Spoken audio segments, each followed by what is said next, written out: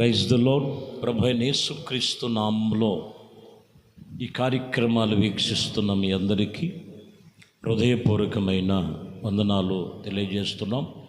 మా పరమ యెరూషలేము మినిస్ట్రీస్ ఈ నిత్యకృప అనే కార్యక్రమాలు మీరు మాత్రమే కాదు, ఇతరులకు కూడా దేవుని వాక్యం, దేవుని మాటలు మీరు షేర్ చేసి దేవుని వాక్యాన్ని అనేక మందికి పంచండి. దేవుని కృప మనకు తోడయుండి దీవించి ఆశీర్వదించునుగాక. పరిశుద్ధ గ్రంథములో నుండి రాయబడిన కొన్ని మాటలు మనం ధ్యానించుకుందాం. ప్రసంగి గ్రంథము 7వ అధ్యాయము 25వ వచనం మనం చదువుతున్నాం. వివేచించుటకును శోధించుటకును జ్ఞానాభ్యాసము చేయుటకును సంగతుల యొక్క హేతువులు తెలుసుకొనుటకును భక్తిహీనుల యొక్క బుద్ధిహీనతను అనే బుద్ధిహీనత ఇదిగో వెరితనమునకు గ్రహించుటకును రూఢీగా చేసుకొని నా మనస్సును నిలిపితిని. ఈ వాక్యములో మూల వాక్యం ఏంటంటే నా మనస్సు నిలిపితిని. ఈరోజు దేవుడు మీద, దేవుని వాక్యము మీద మనస్సు నిలపాలి. ఏది బుద్ధిహీనతో, ఏది బుద్ధి కలిగినదో, ఏది పరిశుద్ధమైనదో, ఏది అపవిత్రమైనదో, ఏది భక్తిహీనతో, ఏది భయభక్తులు కలిగి ఉన్నదో వాటిని రూఢి చేసుకున్నటకు నా మనస్సు నిలిపితిని అని జ్ఞాని అయిన సొలొమోను చెప్తున్నారు. ఈరోజు ప్రభువుని వెంబడిస్తున్నటువంటి ప్రతి ఒక్కరిలో దేవుడి మీద మనస్సు నిలుపుకొని, వాక్యం మీద మనస్సు నిలుపుకొని, ఉపదేశము మీద మనసు నిలుపుకొని, విశ్వాసం మీద మనసు నిలుపుకొని, పరిశుద్ధత మీద మనసు నిలుపుకొని, వారి నడత ప్రతి విషయంలో పవిత్రత మీద మనసు నిలుపుకున్నవారు ఎందరో ఉన్నారు. ఈ మూలవాక్యములో నా మనస్సు నిలిపితిని, నా మనస్సు నిలిపితిని గమనించాలి. మొదటి అధ్యాయము ప్రసంగి గ్రంథము 17వ వచనం, నా మనస్సు నిలిపి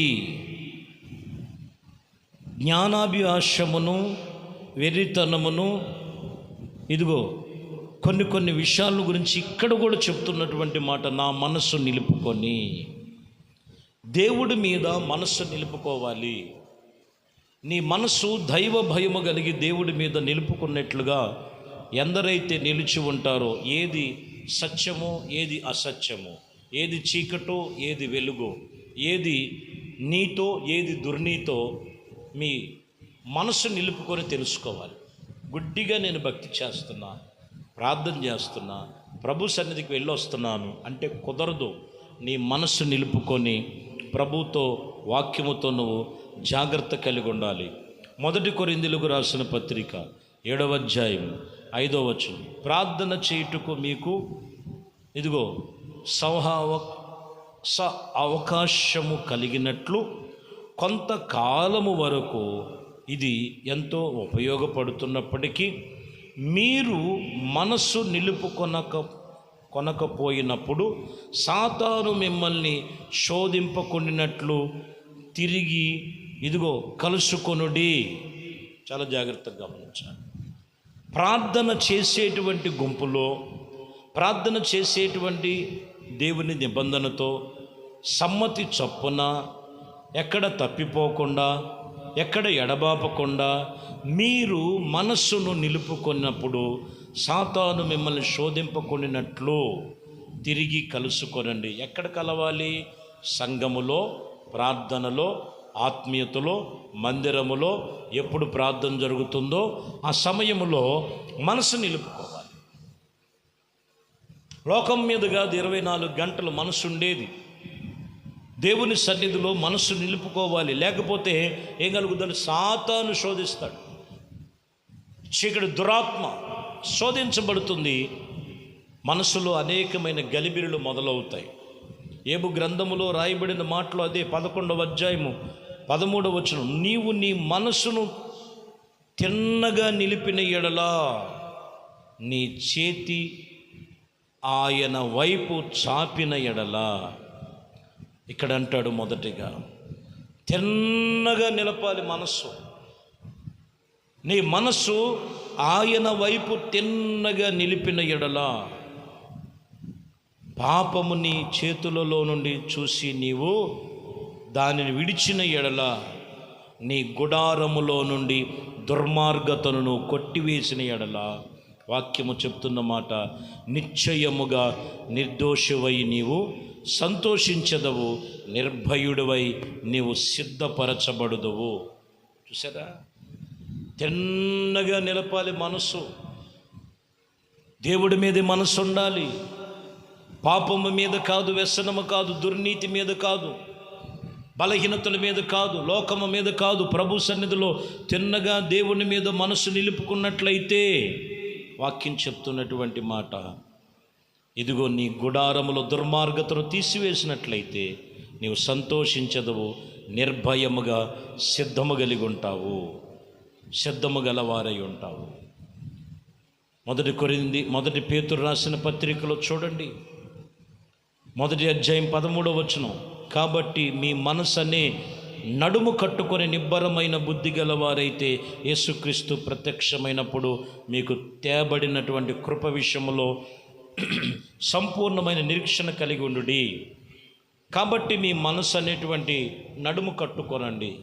మనసును కట్టుకొని నిబ్బరమైన బుద్ధి గలవారమై ఉన్నట్లయితే దేవుడు నీ కొరకు ప్రత్యక్షించబడి, ఆయన నీ కొరకు కృప చూపించి, ఆయన యందు ఎవరైతే తమ మనసును నిలుపుకుంటారో ఆయన కృపకు పాత్రులుగా నిలిచినటువంటి వారై ఉంటారు. కొందరు మనసు నిలవక భక్తి చేస్తుంటారు, కానీ ఆ భక్తి విషయములో వారిలో సరైనటువంటి మనసు నిలుపుకోక సమాధానం రాదు. ఒకసారి మనం గమనించాలి. యెహోషాపాతు అనేటువంటి ఒక రాజు, గొప్ప రాజు ఉన్నాడు. ఆ యోధా దేశములో ఆ రాజు మీదకి యుద్ధమును ప్రకటన చేయగా 3 దేశపు రాజులందరూ కూడా వారి మీద ఒకే దేశమైనటువంటి మరి ఆ దేశం మీదకి మరి దండెత్తి వాళ్ళని హతం చేయటానికి లేఖనాలు రాసి మరి పంపించారు. కానీ ఈ యొక్క యెహోషాపాతు అనేటువంటి మనం గమనించినట్లయితే రాజు ఈ సమాచారం తెలుసుకోగానే దినవృత్తాంతముల గ్రంథం, 2వ దినవృత్తాంతముల గ్రంథం 20వ అధ్యాయం 3వ వచనంలో చదివితే, అందుకు యెహోషాపాతు భయపడి యెహోవా యందు విచారించుటకు మనసు నిలుపుకొని యోధా అంతటా ఉపవాస దినమును ఆచరించవలనని చాటి చెప్పాను. ఎక్కడ నిలిపాడండి మనసు? దేవుడి మీద.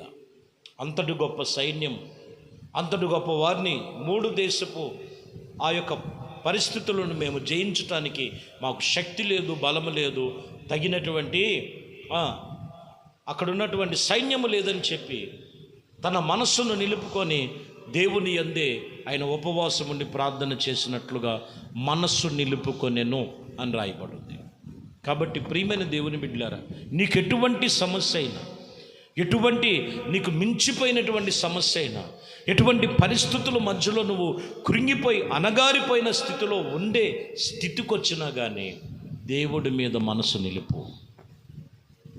వాస్తవానికి ప్రభు చెప్తున్న మాట, ఇదిగో ఎప్పుడైతే ఆ మనసు నిలిపాడో యెహోషాపాతు అక్కడున్న ఆయనతో పాటు ఉన్న సైన్యము కత్తి పట్టలేదు, ఖడ్గము చేత పట్టలేదు, కానీ యుద్ధ భూమిలో చూస్తే ఇదిగో వ్యతిరేకంగా ఉన్న శత్రువులు శవాలై కనిపించినట్లుగా వాక్యం చెప్తున్నమాట. ఎందుకంటే యెహోవా మన పక్షముగా యుద్ధము చేసి ఉన్నారు. దేవునికి స్తోత్రము కలుగునుగాక. కాబట్టి ప్రియమైన దేవుని బిడ్డలారా, అంతటి గొప్ప కార్యములు పొందుకొనటానికి మనస్సు నిలుపుకొనెను. ఈరోజు నా మనసు నిలిపి తిని, నీ మనసు దేవుడి మీద నిలుపు. ఈ లోక సంబంధమైన వాటి మీద కాదు. ఈ లోక సంబంధమైనది ఏది కూడా దేవుని సంబంధమైనవి కావు. దేవుని వాక్యమే దేవుని రాజ్య సంబంధమైనవి. ఆయన వాక్యము మీద మనసు నిలుపుకొని, ఏదైనప్పటికీ, ఏది అవసరమైనప్పటికీ నీ మనసు నిలుపుకొని ప్రభు చెప్పినట్లుగా నువ్వు నడుచుకో. ఆయన నీకు జయమిస్తాడు, నీకు స్వస్థత ఇస్తాడు, నీకు ఫలమునిస్తాడు, నీకు విజయమునిస్తాడు, నీకు కావలసినటువంటి ఇదిగో సంపూర్ణమైన నిబ్బరమైన బుద్ధి కలిగి దేవుడు నిశ్చయముగా నీ సంతోషాన్ని ఇదిగో నిన్ను ఆయన నిలిపి అన్ని విషయాల్లో నిన్ను నీ కుటుంబాల్ని సిద్ధపరిచి నడిపించునుగాక. ఆమేన్. ప్రభు సన్నిధిలో ఈ మాటలు బట్టి మీరందరూ వాక్యం వింటున్న ప్రతి ఒక్కరూ కాస్త మనస్సు నిలుపుకొని ప్రభుకి సమయం ఇద్దాం. కళ్ళు మూసి ప్రార్థనలో ఏకీభవించండి. పరిశుద్ధుడా, ప్రేమ కలిగిన తండ్రి, దయగలిగిన మా ప్రభువా, మీ శ్రేష్టమైన పరిశుద్ధ నామమును బట్టి మీ వందనాలు, స్తుతులు, స్తోత్రాలు చెల్లిస్తున్నాను. ఇదిగోనైనా ఎవరి మనస్సు నా మీద ఆనుకొని ఉండునో వారిని నేను పూర్ణ శాంతి గలవారుగా చేసేదనని మరొక చోట రాయబడినట్లు ఈరోజు నా మనస్సు నిలిపి తిని ఏది బుద్ధి కలిగినదో, ఏది బుద్ధి లేనిదో, ఏది చీకటి సంబంధమైనదో, ఏది వెలుగు సంబంధమైనదో, ఏది పరలోక రాజ్యముదో, ఏది ఈ లోక సంబంధమైనదో ప్రతి ఒక్కరూ మనస్సు నిలిపి నిదానించి క్రీస్తు కొరకు జీవించే జీవితం ప్రతి ఒక్కరికి దయచేయమని, మీ దివ్య నామానికి మహిమ తెచ్చుకొనమని, ఘనత, మహిమ, ప్రభావాలు మీకే పొందుకోమని నజరేయుడైన యేసు క్రీస్తు నామములో ప్రార్థించి వేడుకొనుచున్నాము తండ్రి. ఆమేన్. ప్రభు మిమ్మల్ని దీవించి ఆశీర్వదించునుగాక.